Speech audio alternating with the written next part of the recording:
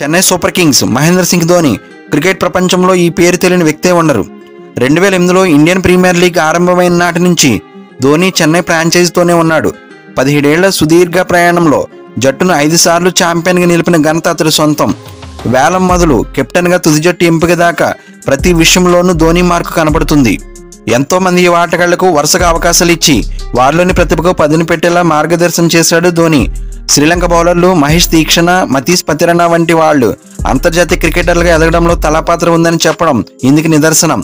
ఇక డాడిస్ గ్యాంగ్ అంటే seniors ఆటగాళ్లతోనూ IPL ట్రోఫీని గెలిచిన ధోని ఐపీఎల్ 2022లో తన వారసుడిగా టీమిండియా ఆల్రౌండర్ రవీంద్ర జడేజాని ఎంచుకున్నాడు.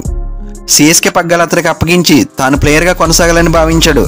అయితే ధోని తీసుకున్న ఈ నిర్ణయం సత్ఫలితాలను ఇవ్వలేదు.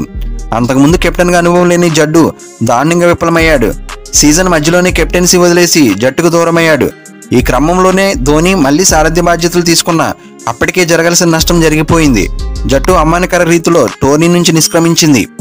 ఫలితంగా మరుసటి ఏడాది ధోనినే కెప్టెన్గా కొనసాగాడు. ఐపీఎల్ 2023లో సిఎస్కేకి 5వ టైటిల్ అందించాడు. ఈ క్రమంలో అతడికి ఐపీఎల్కు గుడ్ బై చెప్తాడని వార్తలు రాగా అనూహ్యంగా ఐపీఎల్ 2024లోనూ తలా భాగమయ్యాడు. ఈసారి రుతురాజ్ గైక్వాడ్కు కెప్టెన్సీ బాధ్యతలు అప్పగించగా చెన్నై మెరుగైన ప్రదర్శన కనబరిచింది. 14-7 గెలిచి ప్లే ఆఫ్ రేస్లో నిలిచిన నెట్ రన్ రేట్ పరంగా వెనకబడి టాప్ 4 నుంచి నిష్క్రమించింది. అయితే ఈ సీజన్లో 42 ఏళ్ల ధోని మోకాల నొప్పుతోనే మ్యాచ్లో ఆడాడు. వికెట్ కీపర్గా సేవలు అందిస్తూ బ్యాటర్గాను తనదైన ముద్ర వేశాడు.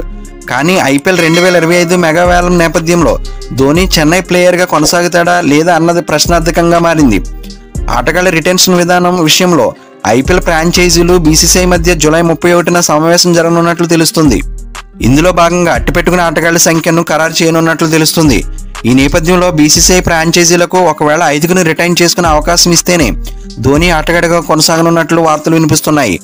ఒకవేళ ఈ సంఖ్య 4కే పరిమితమైతే రుతురాజ్ గైక్వాడ్, రవీంద్ర జడేజా, మతీష్ పతిరణ, శివన్ దూబేలను చెన్నై రిటర్న్ చేసుకునే అవకాశాలు కనిపిస్తున్నాయి.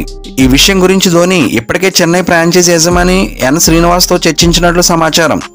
ఈ నేపథ్యంలో వచ్చే ఏడాది ఐపీఎల్లో ధోని చెన్నై మెంటర్గా కనిపించనున్నాడని క్రిక్బజ్ అంచనా వేసింది. చెన్నై జట్టు ముఖచిత్రమైన ధోని మెంటర్ లేదంటే కోచ్ రూపంలో తిరిగి వస్తాడని పేర్కొంది. ఫ్రెండ్స్, ఈ వీడియో మీకు నచ్చితే లైక్ చేయండి, మీ ఫ్రెండ్స్ అండ్ ఫ్యామిలీ మెంబర్స్కి షేర్ చేయండి. ముఖ్యంగా ఈ ఛానల్ సబ్స్క్రైబ్ చేసుకుని బెల్ ఐకాన్ యాక్టివేట్ చేసుకుంటే నేను పోస్ట్ చేసే నెక్స్ట్ వీడియో మీకు నోటిఫికేషన్ వస్తుంది.